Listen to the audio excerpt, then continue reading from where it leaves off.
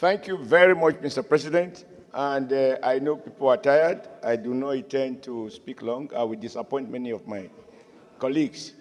Short man, short of the report of the Ethics Committee chaired by Senator Neda and of other contributions that have been made, including the very, very insightful summary by the Senate leader. I thought, because you have encouraged us, sir, regardless of what my dad said, that you have no friend, I think you have friends. It would be dangerous for you to lead yourself to the conclusion that you don't have friends. How can you preside over affairs of enemies or people you don't trust?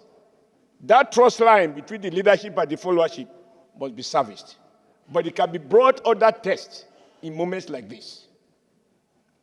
My advice is that the quality of a leader is tested when you are under severe provocation, how you manage it, which is why I appreciate the way you have even admitted to more complaints as if nothing had gone wrong. Sometimes in leadership we face those temptations. I thought I should share with my very good friend and sister and also our in-law my experience on the floor of this Senate. I went on Channel Television, in my opinion, to defend the Senate. When we were being accused of spending money here and there, I said, no, I bought my own furniture, etc. A distinguished senator said I had breached his privileges. On that occasion, some people spoke in my favor. But there were few who insisted that what I said was in bad taste. I asked myself there and then, who will cast the first stone that he has never lied? Sorry, he has never erred, if I have actually erred. But on this occasion, my intention was to defend the institution. And yet, some members felt offended. I have been a governor for 8 years. I was re-elected. I didn't do a receipt. I chairman the governing party for 2 years. I was removed. I didn't go to court. So once I noticed that there were some senators who felt that my comment was embarrassing to them, for me, it is a mark of strength to admit that not being my intention, that I apologize to those who felt offended by my comment, even as my intention was very noble and clear as far as I was concerned. I think that to apologize is not to belittle yourself. And even the Holy Bible says, and this is where I want to appeal to those who have taken very strong stand, that any sin we commit, once we admit to the fact of our failing, of committing, of breaching any of the 10 commandments of God, that if we apologize to God and confess that we will not do so again, we can still see the kingdom of God. I think it is based on this logic that the committee created a window. And I also know that on the previous occasion, that sort of window, even though not stated, was exploited for a former chief whip. So I don't want to go into the merits because there is nothing new to be said. I just want to appeal to distinguished Senator Mrs. Udwanga that everyone that has spoken cannot possibly be coward or foolish. Truth of the matter is the rules are binding. They are enforceable. They are potent. I wasn't in the Senate that day. I was in Benin. When I saw the fireworks on television, I thought it was something else, but I don't know because initially I didn't know what the issues were. When I was told it's about change of seat, sir, my seat has been changed.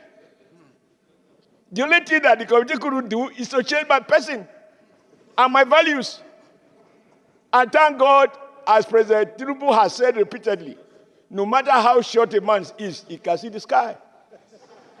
So my seat will change, but my views have not changed about anything that I want to speak on. I think that is the beauty of democracy. This is meant to appeal to Senator Natasha, who you had caused as revealed by the leader of the House, that you even address her as princess of the Senate. I think she can still remain the princess that she has been, provided she doesn't work herself into the conclusion that it's a mark of weakness to admit when maybe out of whatever feeling you have erred. And it bears repeating that the offense is not against the presiding officer. It's breach of the rules under which affairs of this Senate are conducted. I'm not going to go to whether somebody has been favored or not favored. In life, what you do think is a favor, somebody else will see it as a favor. So I want to appeal to you, Mr. President.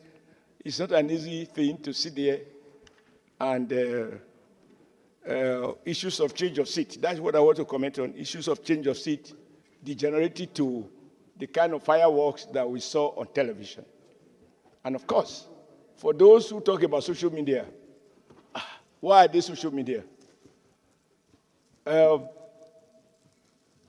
is the way it works. So I conclude, sir.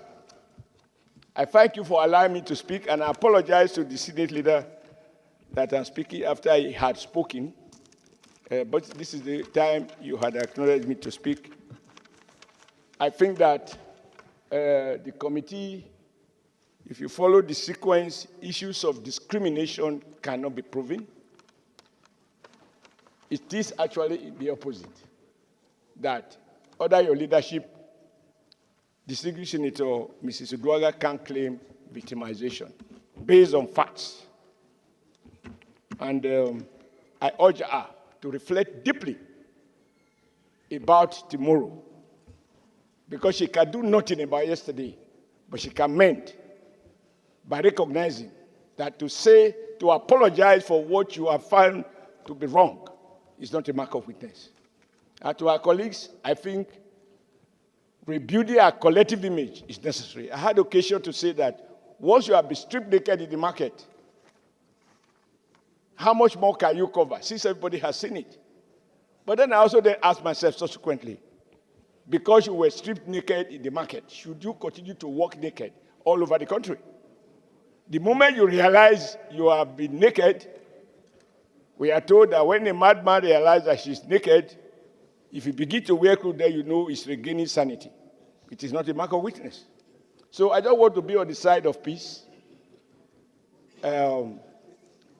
And I don't want all of us to be hawks. In this case, we need some doves to, temper the general feeling in the Senate. I don't think there's any division. No one has questioned the facts as they are, and facts are stubborn. You can wrestle with the fact, you can wrestle with the truth, but you can't defeat the truth. And on that note, I want to thank you, sir, for this opportunity. And I believe my sister has heard all those who have spoken. And I'm sure she knows she has a lot of friends among those who have spoken.